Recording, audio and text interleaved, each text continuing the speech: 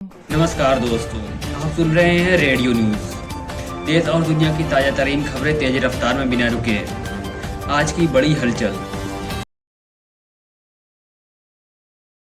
आपका जो main stream media है वो जो कोर्ट में हुआ है उसके अलग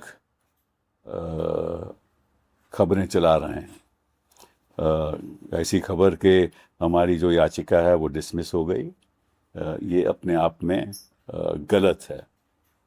हुआ क्या कि हाई कोर्ट में जो टीएमसी ने दावा किया था वो ये था कि ये सर्कुलर गलत है और ये सर्कुलर होना नहीं चाहिए, क्योंकि इस सर्कुलर के अंतर्गत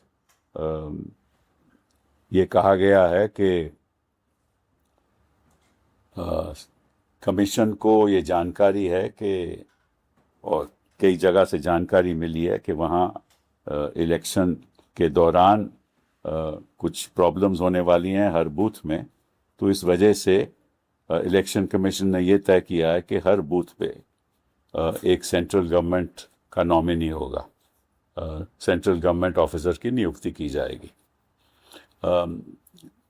और हाई कोर्ट में ये मामला जब आया तो ये कहा गया कि वहाँ ऑलरेडी इलेक्शन कमीशन के मुताबिक वहाँ एक ऑब्जर्वर, जिसको कहते हैं माइक्रो ऑब्जर्वर, जो सेंट्रल गवर्नमेंट का नॉमिनी होता है, सेंट्रल गवर्नमेंट उसकी नियुक्ति करती है, वो हर बूथ में वैसे भी वहाँ रहता है। और उस साथ साथ में सारी पार्टी के पोलिंग एजेंट्स रहते हैं, सारी पार्टी के इलेक्शन एजेंट्स रहते हैं, और फिर सुपरवाइज़र भी रहता है, पोलिंग सुपरवाइज़र। तो जब ये बात सर्कुलर पे आई तो सुप्रीम हाई कोर्ट ने कहा कि ये सर्कुलर ठीक है और ये जो फैसला इलेक्शन कमीशन ने किया है वो भी ठीक है। तो जब हम सुप्रीम कोर्ट आए तो हमने ये तय किया कि हम सर्कुलर को चैलेंज नहीं करेंगे, लेकिन ये कहेंगे, ये आग्रह करेंगे सुप्रीम कोर्ट से कि जो सर्कुलर है उसको आप लागू कीजिए। अब सर्कुलर 13 अप्रैल 2026 का है, तो वो सर्कुलर मैं आपको पढ़ भी देता हूँ, पहले समझा दूंगा फिर पढ़ भी दूंगा। उसमें ये लिखा है कि कई जगह से हमें जानकारी मिली है कि इरेगुलरिटीज़ होने वाली हैं इलेक्शन के प्रोसेस में, काउंटिंग के प्रोसेस में इरेगुलरिटीज़ होंगी। तो इसलिए हम चाहते हैं कि जो एक सेंट्रल गवर्नमेंट का employee apart from micro observer वहाँ रहे। ये फैसला है। तो हमने फिर कहा कि उसी सर्कुलर के अंतर्गत, वो मैं पढ़ देता हूँ, वो कहता है कि from further a dedicated module is being incorporated in ECI net for randomization of counting personnel and generating of counting ID cards. The salient features of the proposed module are as follows. मतलब कि जो मोटी मोटी बात जो है circular के अंतर्गत उन्होंने कही है कि random selection of state government and central government employees from the respective personal databases for counting duty. तो इसका मतलब ये हुआ, सर्कुलर कहता है कि आप एक केंद्र का भी नॉमिनी वहां रख लीजिए और एक राज्य का भी नॉमिनी रख लीजिए। जो सरकारी मुलाजम होगा केंद्र का भी होगा और राज्य सरकार का भी होगा, और ये नियुक्ति उनकी होनी चाहिए। तो हमने सुप्रीम कोर्ट में कहा कि देखिए, उनका खुद का सर्कुलर कहता है, चलिए आप सेंट्रल गवर्नमेंट नॉमिनी रखना चाहते हैं तो रखिए, लेकिन साथ साथ एक स्टेट गवर्नमेंट नॉमिनी भी रखिए, उसकी भी रैंडमाइजेशन नाम करके रखिए। तो सुप्रीम कोर्ट ने कहा कि आप तो वहां सर्कुलर चैलेंज कर रहे थे, तो हमने कहा कि अब हम सर्कुलर नहीं चैलेंज कर रहे, हम तो कहते हैं कि उसको लागू करें। तो अब हमें उम्मीद है, और सुप्रीम कोर्ट ने यह कहा कि, और ये ऑर्डर है कि the election commission will follow the circular issued by them both in letter and spirit. मतलब कि उस सर्कुलर को आप लागू करोगे, और जो भी वहां लिखित है उसको लागू करोगे। और लिखित क्या है कि स्टेट गवर्नमेंट का नॉमिनी भी होगा और सेंट्रल गवर्नमेंट का नॉमिनी भी होगा, केंद्र सरकार का भी नॉमिनी होगा, राज्य सरकार का भी नॉमिनी होगा, जो दोनों गवर्नमेंट सर्वेंट होंगे। तो ये ऑर्डर हुआ है। जो मेन स्ट्रीम मीडिया चला रहा है वो ये है कि हमारी याचिका डिसमिस होगी, ये बिल्कुल गलत है और ऐसा होना नहीं चाहिए। अब ठीक है, आप गोदी मीडिया हो, आप उनकी गोद में बैठे हो, लेकिन इतना भी मत बैठो, मतलब कि सही जानकारी तो दो। इतना तो आप ऑलरेडी इनको जिता चुके हो, भाजपा तो आप जिता ही चुके हो, क्योंकि जब अमित शाह जी कहते हैं 170 सीटें आएंगी तो तुम कह रहे हो 190 आएंगी, तो तुमको तो बढ़ा चढ़ा के आप कर चुके हो। ठीक है, तो ये तो आपका नेचुरली आपका कुछ होगी बात जो हमें नहीं मालूम, केवल आप ही को मालूम है। और अगर हमें मालूम भी है तो हम कह भी नहीं सकते, क्योंकि हमें भी मालूम है कि आपको भी मालूम है और हमें भी मालूम है। ये असलियत है, ये ऐसा ठीक नहीं है। और साथ साथ में मुझे ऐसा लग रहा है, क्योंकि ऑलरेडी तो एक माइक्रो ऑब्जर्वर है ही सेंट्रल गवर्नमेंट नॉमिनी का, तो आप दूसरा क्यों चाहते हैं? और अगर चलिए आप रख भी रहे हो तो फिर एक राज्य सरकार का भी नॉमिनी रखो, जो आपका सर्कुलर का खुद कहता है। और साथ साथ में सर्कुलर आखिर में मैं आपको भी पढ़ा देता हूँ, बड़ा इंटरेस्टिंग है वो भी। सर्कुलर कहता है आखिर में, you are requested to ensure strict compliance with the above the instruction. Strict compliance.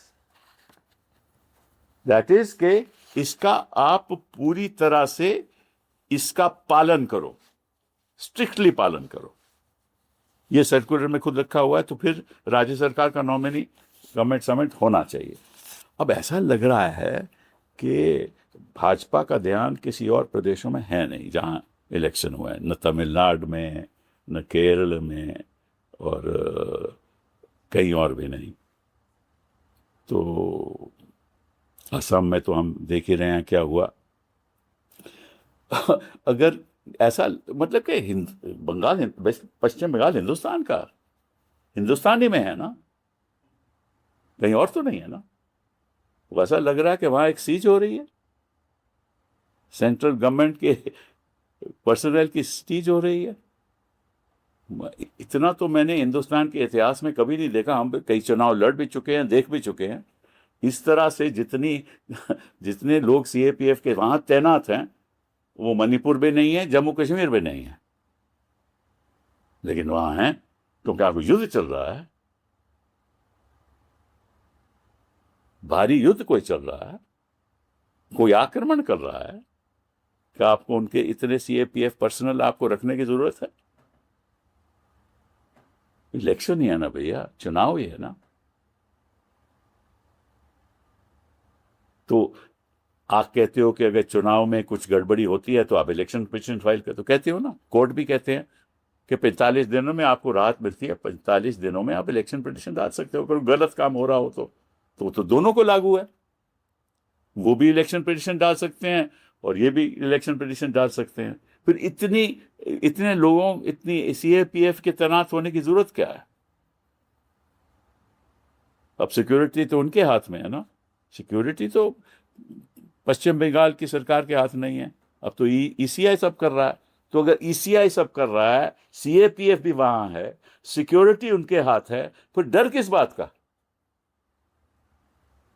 और पोलिंग बूथ पे पोलिंग एजेंट भी हमारा है, उनका भी पोलिंग एजेंट है, टीएमसी का भी पोलिंग एजेंट है, बाकी जो चुनाव लड़ रहे हैं वो पार्टी जो भी लड़ रही है उनके सारे के पोलिंग एजेंट हैं, उनके इलेक्शन एजेंट हैं। सिक्योरिटी आपकी है, अंदर जाने की अनुमति आप ही देते हैं। वहां एंट्री, जब तक आईडी कार्ड नहीं दिखाओगे तब तक एंट्री नहीं होगी। तो फिर किस चीज की आपको संभावना है कि यहां गड़बड़ होगी, जब सारा तामझाम आपके हाथ में है? फिर वो क्यों करना चाहते हैं? कोर्ट की प्रोसीडिंग छोड़ दीजिए, इनकी मंशा क्या है आपके हिसाब से? ये क्यों ऐसा करना चाहते हैं? टीएमसी भी कह सकती है कि हमें भी आशंका है कि वहां बैठ के ये तरफदारी करेंगे, क्यों हम तो कुछ कर नहीं सकते, कुछ सारे तो वैसे भी गवर्नमेंट, सेंट्रल गवर्नमेंट के वहां माइक्रो ऑब्जर्वर है, हम क्या कर सकते हैं? कोई नहीं कर सकता। और सारी रिकॉर्ड हो रहा है, ये भी अब हमें मालूम है। सीसीटीवी से जो भी पोलिंग बूथ में हो रहा है, काउंटिंग में हो रहा है, वो रिकॉर्ड हो रहा है। अब जब रिकॉर्ड हो रहा है तो फिर किस चीज का डर है? अब इलेक्शन कमीशन का ये एक प्रावधान है कि 45 दिन के बाद वो रिकॉर्डिंग नहीं रखेंगे। अरे भाई क्यों नहीं रखोगे? क्योंकि गड़बड़ी आप करोगे, अगर करोगे तो, और 45 दिन के बाद आप उसको रखोगे नहीं, तो कैसे तय होगा कि क्या हुआ पोलिंग काउंटिंग में? कोई नहीं तय कर पाएगा ना। तो ये भी हम बात सुप्रीम कोर्ट के आगे आने वाले दिनों में लाएंगे कि ये जो सीसीटीवी कैमरा की जो फुटेज है, ये आप सिक्योरिटी के साथ आपको सबको रखनी चाहिए। और मैं ये भी चाहूंगा कि जो भी वहां कैंडिडेट लड़ रहा है विपक्ष का, वो आरटीआई डालकर ये कहे कि साहब आप हमें सीसीटीवी कैमरा की फुटेज दीजिए, ताकि हमारे पास भी फुटेज हो। अगर नहीं रखते तो हमारे पास तो हो ना, और नहीं देते अगर, तो फिर हम सुप्रीम कोर्ट को हमें जाना पड़ेगा। तो हर चीज, आप राजनीति में चुनाव तो लड़ सकते हो, लेकिन ऐसा ना हो कि सारा देश, मतलब कि आपकी सारी सरकार एक प्रदेश के खिलाफ चुनाव लड़ रही है। ऐसा नहीं होना चाहिए। लेवल प्लेइंग फील्ड होनी चाहिए, और ये जनता को ये महसूस नहीं होना चाहिए कि ये हो रहा है कि वहां, मतलब कि जो केंद्र सरकार है वो एक भावी पड़ी हुई है, और सारे, मतलब कि जैसे कोई एक विरोधी वहां बैठा हुआ है। अब राजनीति में विरोधी तो होंगे, लेकिन पश्चिम बंगाल में जनता तो विरोधी नहीं है ना। जनता तो अपना वोट देगी, मत देगी, जिस तरफ जाएगा, ठीक है।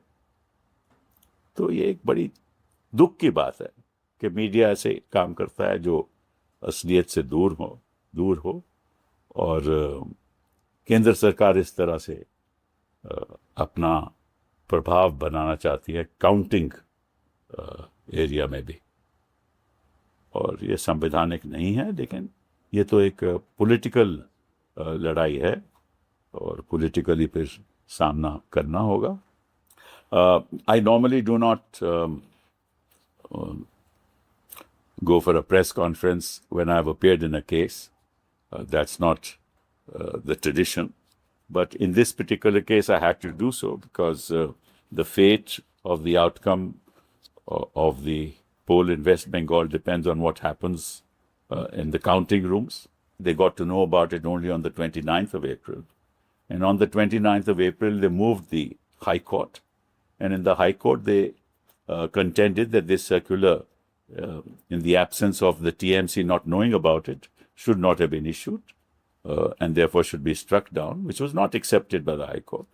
Then they said that what is the reason why the central government or the election commission is of the opinion that, and they've got information that there will be some problems at the time of counting, and that in every counting station throughout West Bengal, there have to be additional nominees of the central government.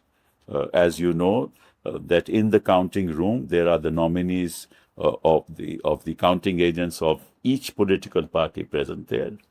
There is also a supervisor supervising the counting. Then there are the election agents of each political party that is present, that are present there. Now the Election Commission, through this circular of April 13, has said that in addition, there will be a central government employee or a public sector undertaking employee who will also be present in the counting room and at each table. Now, that also is a little surprising because there's already a nominee of the central government called a micro observer in the counting room at each table. So that's a bit unfortunate, but be that as it may, the High Court said, well, we're not going to interfere in this matter because the Election Commission has powers, wide powers to do what they wish to do. So we moved the Supreme Court, and in the Supreme Court, we never argued about the constitutionality of the circular. We merely said that whatever the circular is should be implemented by the Election Commission itself. And what the circular says is the following, and I'll read it out to you. This is the 13th April circular, and it says the following, namely, in view of the apprehensions expressed from various quarters, we don't know what those quarters are, regarding possible irregularities. So they are not saying there will be irregularities, possible irregularities during the process of counting of votes, and with a view to ensuring transparency, integrity, and orderly conduct of counting proceedings, the following protocol and arrangements are proposed for strict compliance at all counting centers. At least one among the counting supervisor and counting assistant at each table shall be a central government, central PSU employee, right?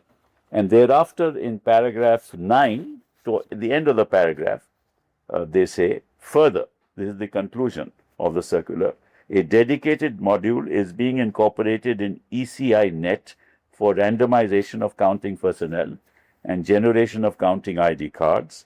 The salient features of the proposed module are as follows. Random selection, please note this, random selection of state government and central government employees from the respective personnel databases for counting duty. So there shall be a central government employee as well as a state government employee. There was no randomization done with a state government employee, which is why we argued that there should also be, follow your own circular and please appoint a state government employee through the process of randomization, as you've done in the case of central government employees.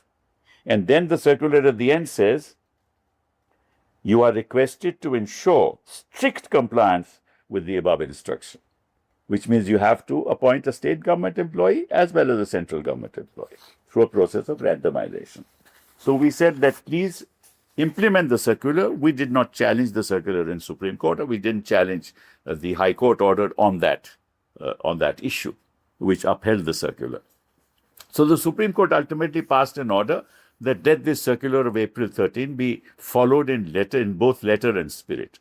And I've read it to you what the letter says and what the spirit says. So we expect now the central government to appoint through a randomization process an employee of the state government in each of the polling stations to be at each of the counting stations, right? And on the counting tables. So that's the legal part of it. The other part that I want to emphasize is that, West Bengal is a part of India.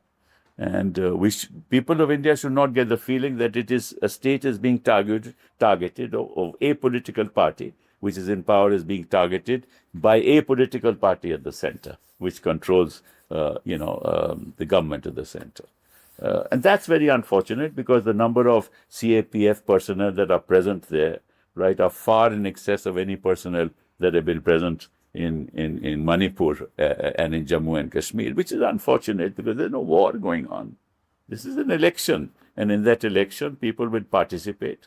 And if the election commission is in control of the security during the course of the election and counting, then how are they afraid that other forces will interfere and there'll be irregularities? They are in control of the CAPF. You cannot enter the counting station till such time as you show your ID card. The election agents of each political party, the counting agents of each political party will be present there. Nobody else will be allowed to enter. There's a central observer, that is a micro observer appointed by the central government present there. So what was the need of another person? But doesn't matter. If you want to have another central government employee, have then a state government employee as well, which is what your circular says. But what is the need when the security is controlled by you? Then who can interfere in that? And everyone knows that these proceedings at the counting tables are being recorded through CCTV cameras.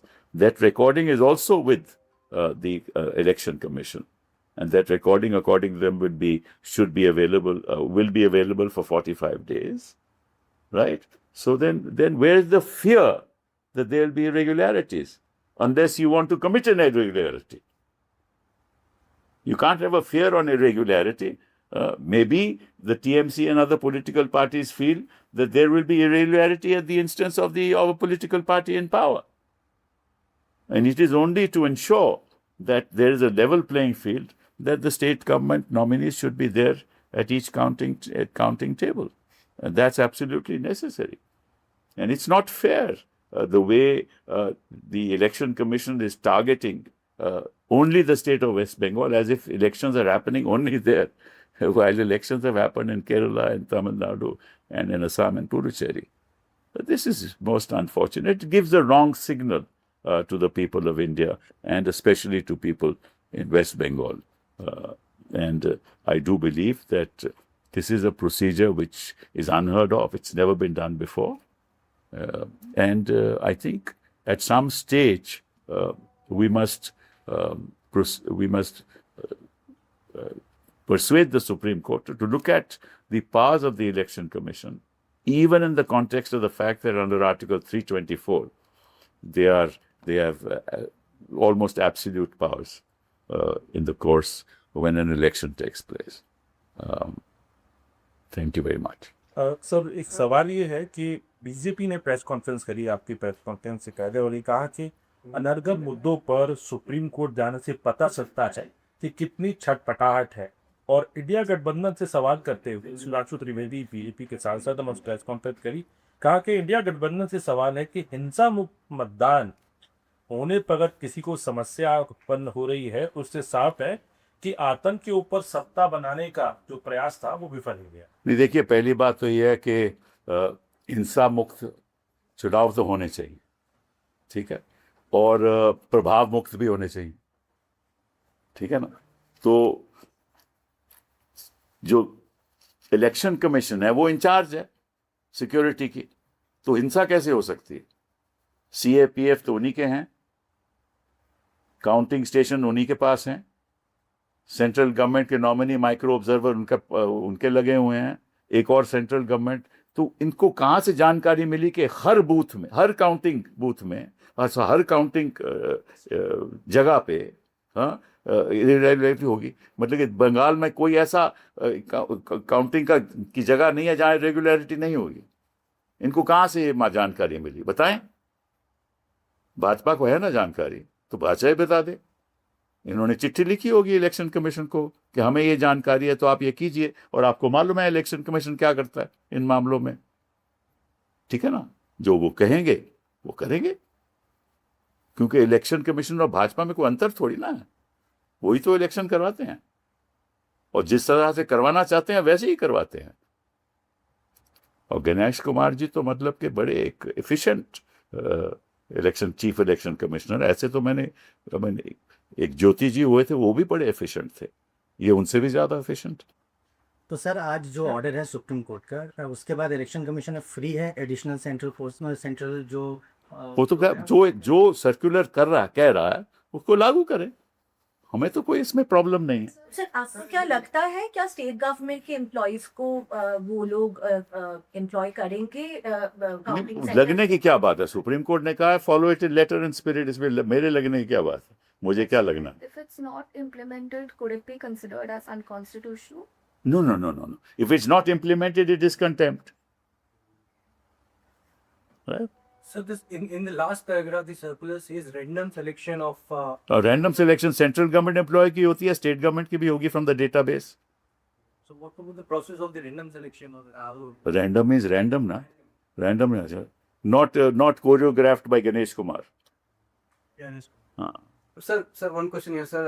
The circular of 13th April, first line you said that one central government employee will be there. At least one. At least one at each table. Right. The last part which you were saying, ki state government employees will also be there during randomization. That's The right. RO will do. That's right. So since it was there in the circular itself, what was the need to go to the Supreme Court, sir?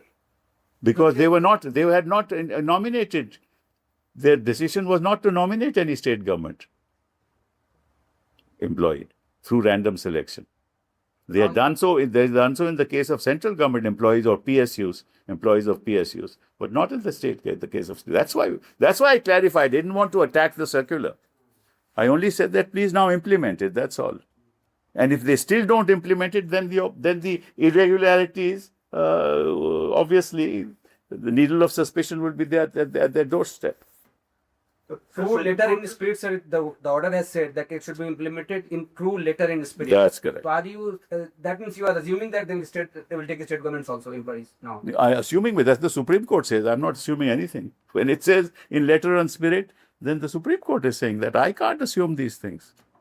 I mean, I assume that the Election Commission will act bona fide, but they've not done it in the past, so I can't be certain of that. Sir बड़ा सवाल यही है, तो आप कह रहे हैं, आपके लगोल बाप उसका दिख रहा है प्रेस कॉन्फ्रेंस का, यही कि जो पहले से सर्कुलर था उसको फॉलो नहीं किया जा रहा था, तो आप लोग सुप्रीम कोर्ट गए हैं और अब आपको ये पूरा आश्वासन है कि सुप्रीम कोर्ट के कंटेम्प्ट को कंटेम्प्ट नहीं करेगी। नहीं नहीं, बिल्कुल बिल्कुल आश्वासन है कि जो उनका खुद का सर्कुलर है उसको लागू करेंगे, both in letter and spirit. Sir, जो रिटन ऑर्डर आया है उसमें लिखा है कि तृणमूल कांग्रेस के जो एप्लीकेशन है उसको डिसमिस किया जा रहा है, तो ये मुझे तो नहीं, जो मैं कोर्ट में था, जो ऑर्डर डिक्टेट किया गया था वो तो नहीं, वो क्या है हाँ ऑर्डर में ये है कि सर द लास्ट हाँ सर, ये है so they have mentioned in the they have let me read out. Heard Mr. Kapil Sibal, I'll read out from the beginning. Heard Mr. Kapil Sibal and Ms. Meenakshi Arora, learned senior counsel, appeared for the petitioner, and Mr. Dama Sheshadri Naidu, learned senior counsel, appearing for the Election Commission, as well as Mr. Jishnu Chaudhary, learned senior counsel, appearing for Respondent number 2 and 3. No further orders are necessary in this case except to record the statement of Mr. Dama Sheshadri Naidu that the Election Commission will implement the circular dated 13th April 2026 in true letter and spirit. With those clarification, the special leave petition stands dismissed. Naturally Pending IA or IAs, if any, is and are disposed of. Naturally हमने जो मांगा था, उन्होंने कहा कि आप letter and spirit पे लागू कीजिए, तो और कुछ हमने मांगा नहीं था, तो dismiss in the light of that is what to be dismissed, but it is not dismissed without that. It obvious है, Letter is free is above there, sir. वो तो है ही है, वो तो लिखा हुआ है उसमें। So are you also saying that this is unprecedented? Never in the past has. No, कौन से प्रदेश में ये हुआ?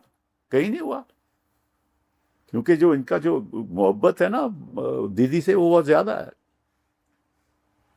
मीडिया जो चला रही है वो दैट डिसमिस सुप्रीम टीएमसी गलत है, बिल्कुल मीडिया बिल्कुल गलत चला रही है, लेकिन ये इनकी आदत है, ये सिर्फ मेन स्ट्रीम मीडिया की तो ये आदत है।